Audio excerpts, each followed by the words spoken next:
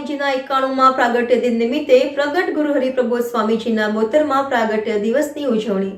1.5 લાખથી વધુ ભક્તોના મેરામણની ઉપસ્થિતિમાં હરિપ્રબોધમ યુવા મહોત્સવની શિસ્તબદ્ધ ઉજવણી કરાઈ. દેશ વિદેશથી પધારેલ ભક્તો તથા આમંત્રિત મહેમાનોની હાજરીમાં સ્પિરિચ્યુઅલ મ્યુઝિકલ કન્સર્ટ, સાંસ્કૃતિક કાર્યક્રમો, દેશભક્તિ નૃત્ય જેવા વિવિધ ભક્તિપૂર્ણ કાર્યક્રમોનું અદ્ભુત આયોજન.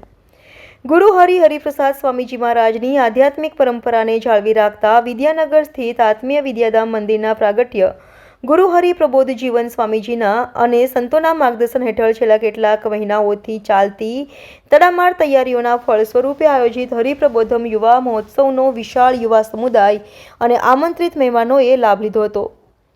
મહોત્સવની શરૂઆતમાં ખ્યાતનામ તાલવાદક ગિરીશ બિસ્વા તથા દિવ્ય કુમાર અને ગૌરવ બાંગિયા અને ટીમ દ્વારા અદ્ભુત સ્પિરિચ્યુઅલ મ્યુઝિક કન્સર્ટ રજૂ કરવામાં આવ્યો હતો, જે દરમિયાન નયનરમ્ય ભક્તિમય રથમાં પ્રબોધ સ્વામીજીની સભા મંડપમાં પધરામણી થઈ હતી.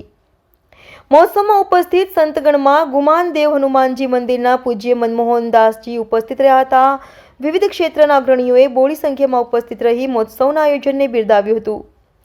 હરિપ્રબોધમ ફાઉન્ડેશનના પ્રમુખ શ્રી વિઠ્ઠલદાસ પટેલ સાથે સત્સંગના અલગ અલગ પ્રદેશોમાંના પ્રમુખશ્રીઓ પણ ઉપસ્થિત રહ્યા હતા.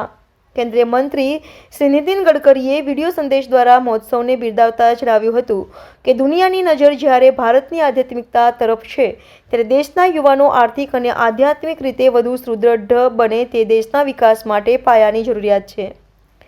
પ્રબોધ સ્વામીજીની જીવન ભાવના કે કોઈપણ ક્ષેત્રમાં કોઈપણ સમસ્યાનું મૂળ કારણ આપો હું એટલે કે આપણો અહંકાર છે. જો હું નહીં પણ તુંની ભાવના રાખવામાં આવે તો તેમાં દરેક સમસ્યાનું સમાધાન છે.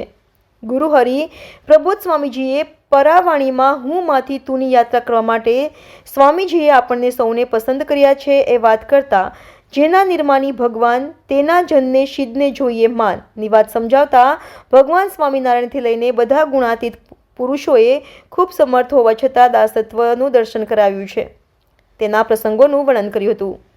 મહોત્સવના અંતમાં યુવકો દ્વારા વિશેષ સુશોભિત ભક્તિ આરતી તથા ઉપસ્થિત સંતો ભક્તો દ્વારા 1.5 લાખ દીવડાઓથી ભગવાન સ્વામિનારાયણ, અક્ષર પુરુષોત્તમ મહારાજ, શાસ્ત્રીજી મહારાજ, યોગીજી મહારાજ, હરિપ્રસાદ સ્વામીજી મહારાજ તથા પ્રગટ ગુરુ હરિ સહિત સમગ્ર મહોત્સવ સભાનો દિવ્ય મહાઆરતી કરવામાં આવી હતી અને જાગૃતતાની થીમ પર મશાલ પ્રગટાવીને નયનરમ્ય આયોજન દ્વારા કેક કટિંગ કરવામાં આવ્યું હતું.